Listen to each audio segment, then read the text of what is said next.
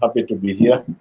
As I said, I've known him for a few years. I've always known him as a man with many ideas, many things. Like if you want to start a business, talk to him. If you want to start any business, just talk to him. You might have like 10 ideas or things that he could do. So that was interesting. So yeah,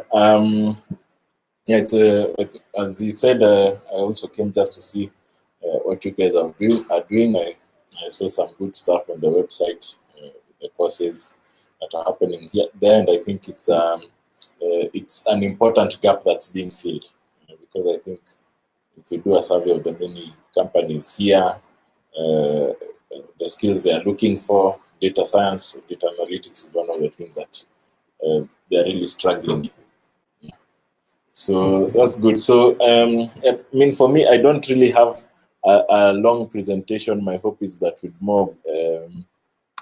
would be more of a conversation. Sorry, more of a conversation. So I'll just talk a little bit about Mastercard and myself, and the labs, because I specifically come from Mastercard Labs, and then from there maybe just look to share. Based on the questions that you ask, I can respond to those to the best of my ability. So, what's Mastercard? I think a lot of the time when you talk about Mastercard, you just think of the card and that's it. Yeah, you don't even imagine that there could be much happening there, because once you have the card, you just know you use it to pay at the PDQ or at the ATM, maybe even online. Yeah, but definitely Mastercard is much more than that, because the cards are just one line of solutions that we have. This from our website, you'd see this tagline, "A world beyond cash," because really, when you think about it, when you think about how much cash you use, you realize that there's much more to be done in terms of digital payments than has already been done. And we say that we want to use our technology and expertise to make payments safe, simple, and smart. So, of course, we also know that if you stand still, that the future will be written by someone else. Yeah. So even though Mastercard is a multi-billion-dollar company doing quite well, the truth is 10, 20 years from now, payments will have changed completely, because it's a different generation of people coming up. Different solutions are being done. Apple Pay is there right now. Samsung Pay, of course, our very own M-Pesa. And things are changing. Even for M-Pesa, 10 years from now, could be M-Pesa in itself is no longer relevant. And for Safaricom, that means a big deal. Yeah, it means that X billion shillings a year are out of their profit and loss statement. So it's important to keep innovating in that area. That's why Mastercard Labs exists. But I'll get to Mastercard Labs maybe just to, I think Tim did a good intro of introduced me well, but I'll just summarize again. I've been an engineer, software engineer for many years. So I removed some of the earlier companies because otherwise this would feel, and some of the places where I stayed for a short time. But I used to work at there's a company called 3 Mice that used to build websites locally, and it was a big deal then. Then website. This was before WordPress and the Joomla and all that. Yeah, it used to be. Yeah, 3 Mice used to charge good money for websites. Now it's a bit difficult to do that. But yeah, so I was at 3 Mice. One of our clients then was Kenya Airways. We used to build their website, and I was part of that team. Then from there, I was part of a team that I was also a bit of an entrepreneur. So I did a website called stockskenya.com with some friends, where it was just about really, those were in the early days of the NSE boom here. So there's a time when everyone bought KenGen when it went to the stock market and made a lot of money. Then people got excited about this stocks thing. We also excited about it, and we formed our website stockskenya.com, which was basically to analyze stocks, etc. And it evolved to Wazua. Eventually, I moved on from that So just to summarize on that, was always more okay. It still has the features for monitoring stocks and all that, but it has evolved much more to a discussion forum about investment and the like. Yeah. Then I moved to Mkopa Solar, so I was there for several years where we were, it's pay as you go solar, and I was part of that early team that created the product. So I was not the inventor. There are the inventors, there are the founders of the company, and we just came as the early part of the team. And I was leading the software team then. And then just last year, I joined Mastercard, specifically the Mastercard Lab, where we, knowing that we are competing mostly against cash rather than against Visa. Yeah, because I know, especially in this market, I'm sure if you put all of our bank cards here, maybe 9 out of 10 will be Visa, because most of the banks here are Visa. But the truth is, many more people are using cash than even are using their own Visa cards. Because you go to the restaurant, you're paying cash. You're going to the car wash, you pay cash.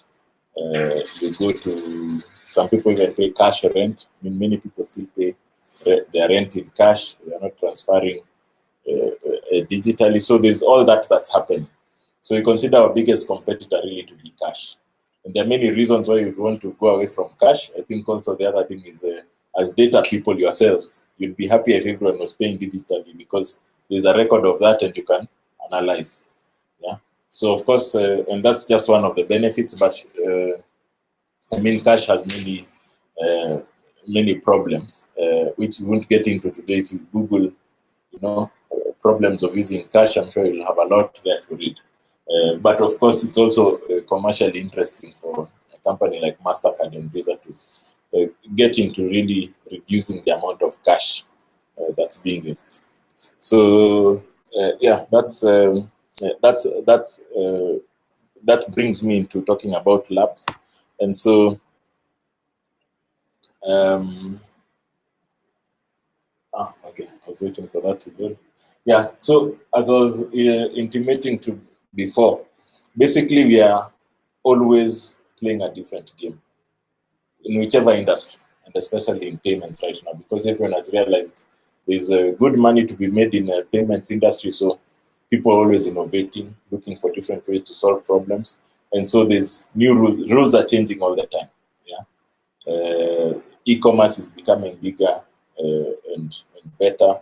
People are changing their strategies in terms of how to defraud customers. So the rules are always changing, and that's why a company like Mastercard decided to form the lab, which was to explore these different things that are changing and how to address those.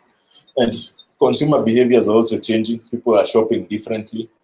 There's this Nike ID, which was basically you being able to design, customize your own shoe online before buying it. And that's one of the ways things are changing. But of course, also behaviors are changing. Kids are growing up knowing that you can talk to your phone. And so for them, the products that will become 5-10 years from now that are leveraging on voice will not be as surprising to them as maybe those of us who came from a more traditional approach.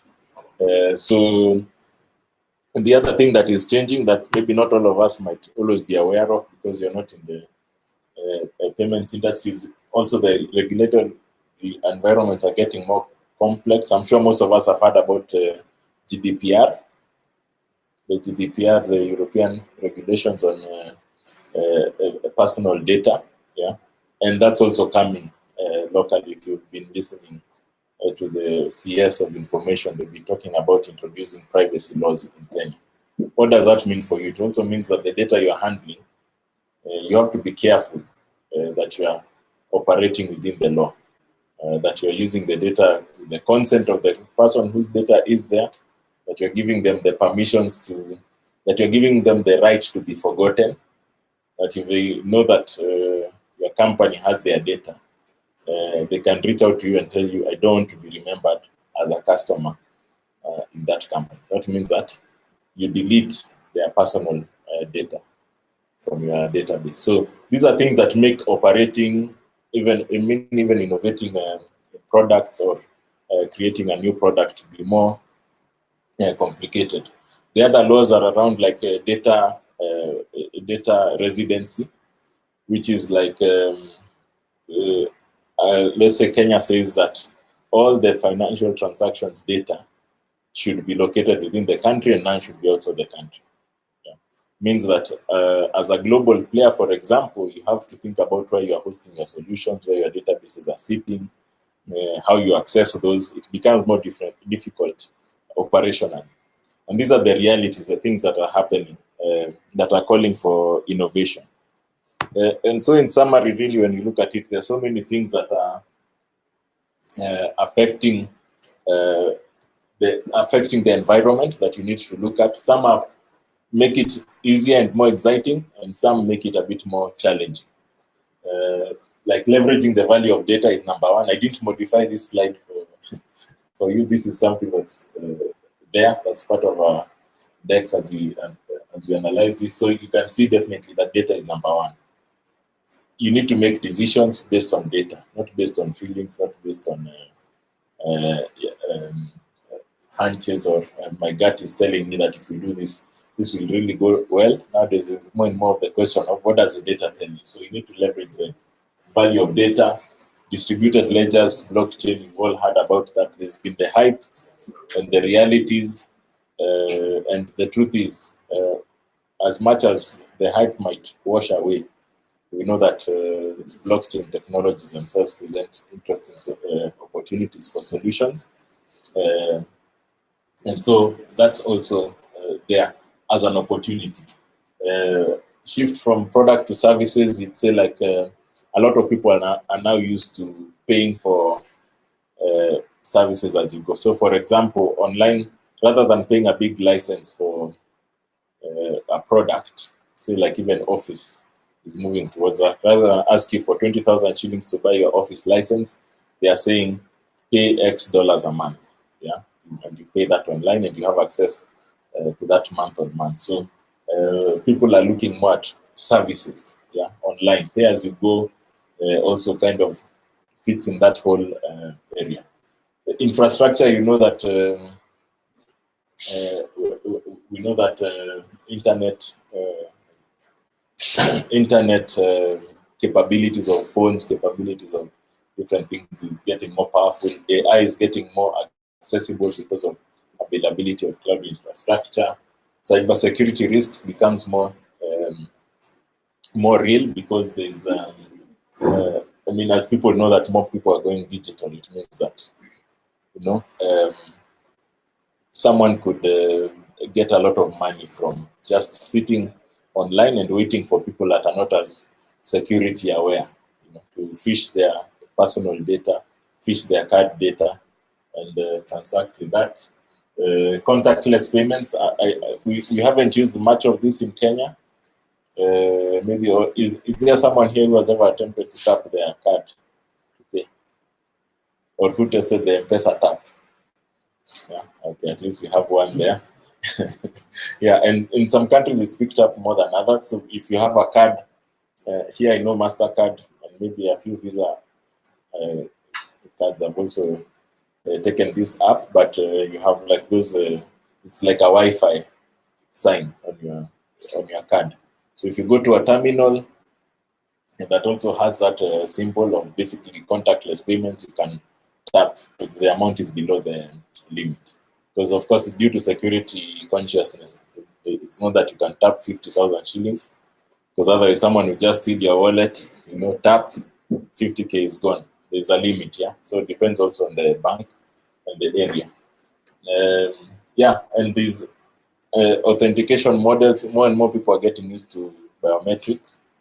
Yeah.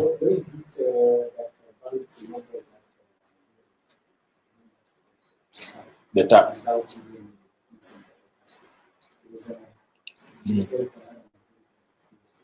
Oh, with that? Ah, okay. I think, well, it's an issue of education now here because the card comes with the, so when they subscribe maybe to the, when they talk to MasterCard and say, okay, and you typically hear I mean, there's a different process for getting cards, yeah, that I'm not really into the details of because I'm not on that side of the business. but they get the cards. But at that time of getting the cards, one thing that has happened poorly in this region is education. Yeah, because even you might go to a terminal that has the wireless, that has the tap symbol, but nobody actually knows how to. Even the operator there doesn't know that it's enabled. And if you ask them to tap, they'd be like, hey, I don't know what's happening there. There's a colleague who actually went at the supermarket and tapped their card, and the receipt came out, and the cashier was was panicking, yeah, because they've never seen that. It was like magic. So it's an issue of the education also, not only the people who are issuing, but of even the customers to be aware that this is something that is out. Yeah. I think the secretary should be the concept. It should not be not to be an automatic thing. Yeah, I think that's a good point. For it not to be an automatic thing, but rather for it to be enabled. Just like online for some banks, they require your consent to enable your card for online. Those some just come out of the box and it works online. So it's operationally there's a big headache there to sort out. Yeah. So and also emerging identity, people are used to the biometric now with their phones. More and more phones coming with the fingerprint or face ID, and we will see some of that moving into payments. That you can authenticate certain payments with your face or with your fingerprint. Fintechs, as I mentioned, a lot of companies are getting into payments. They can see the opportunities. We all know about PesaPal, people like iPay, Cellulant, etc. So we'll see a lot of solutions there, and people are collaborating to try and just bring some solutions to the front. Open banking, there's the with open APIs, a lot of banks are now coming out and saying, okay, you can build on top of a platform that we are building, and this opens up innovation. Yeah, if you go to developers.mastercard.com, you can see a bunch of APIs there. I mean, a lot of APIs, not just a bunch, and how you could integrate with some of the bank products. But of course, the precursor to that is that you probably need to have identified a bank that is probably running MasterCard products if you wanted to build a solution around something. So it's not as easy yet in many places to leverage those open APIs to build solutions for banks or financial partners, but we are getting there.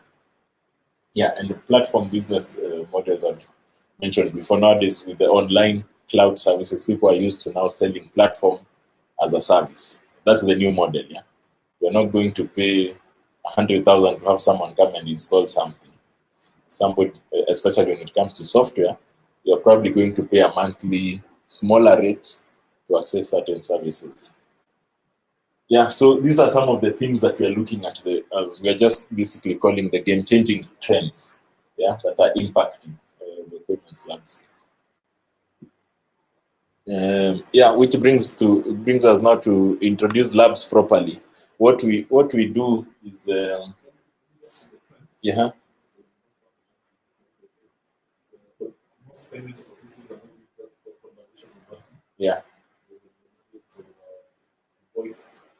Yeah.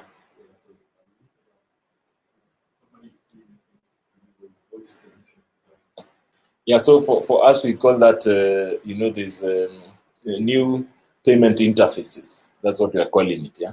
So like Alexa, using your Alexa, tell it, go and order this for me, etc. That's definitely an area that we are also looking at.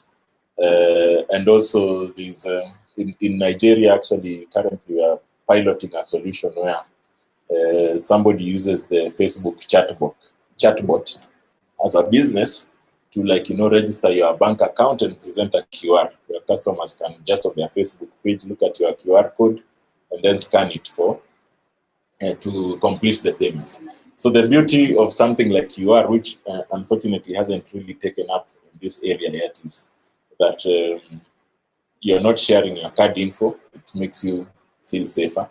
And by scanning, you can complete the payment, which we're calling more of a push payment. You're pushing your payment to them. It's a digital payment, yeah, but you did not share card data, so you feel a bit safer with that. And also, so there's that one. There's the chatbots and also the voice interfaces, which are interesting. Yeah. Yeah. So as labs, we have a very interesting way of putting it, a summarized way of putting what labs does. And I believe if you apply this to the different labs of different companies around, or R&D um, teams, like Safaricom has an R&D team, we call it Safaricom Alpha. Yeah. And there are a lot of, especially big tech companies have an R&D arm. And for us, we see that we convert signals from emerging technologies and trends into opportunities. So that means that we are looking at those emerging trends and we are asking ourselves, where are the opportunities here? Yeah. And we want to convert those into a real business. So because for a big business like MasterCard and even like Safaricom locally, it's hard to introduce new things with a big team involved. You'd rather have a small team test it out, so they reduce the risks, they reduce the costs of rolling such a solution out. And therefore, as you test the solution and you look for the signals that that is a solution that will work and that will pick up in the market, then we are able to transition it to the main business. So that's in a summary, really what we do. And there's a question: how do we do that? I mean, some of this is things like which are not very new in the innovation space in terms of evaluating new opportunities. I think some of us have seen this. Some of us seen this Venn diagram for evaluating opportunities. Yeah. There's for us we call it the three lenses. There's one that is viability, basically business viability.